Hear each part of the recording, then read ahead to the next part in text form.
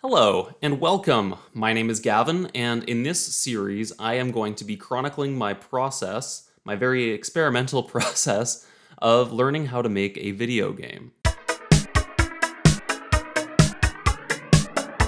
While I consider myself to be very familiar with video games, I've never done much looking under the hood of what makes them work.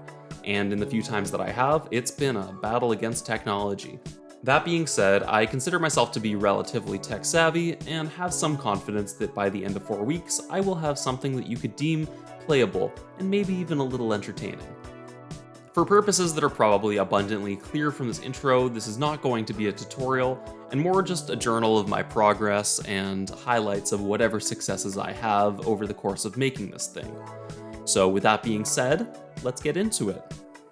To start out, the tools I'm going to be using the most during this process are Blender and Unity, mostly because they are both free, deemed relatively user-friendly, and have a lot of online support for troubleshooting for when I inevitably hit the walls that I do. For those who don't know, Blender is a 3D and 2D modeling software that has a lot of cool other features like animation, which I'm going to be using.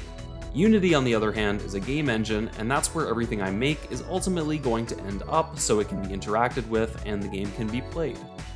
While I have some experience in Blender doing 3D modeling and animation, this is going to be my first time using Unity.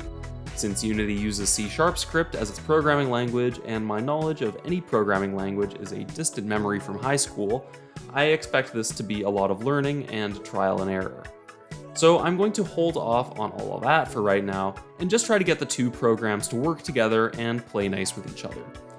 I'm going to go into Blender and model this very ugly looking test model, and just try to get him to show up in Unity.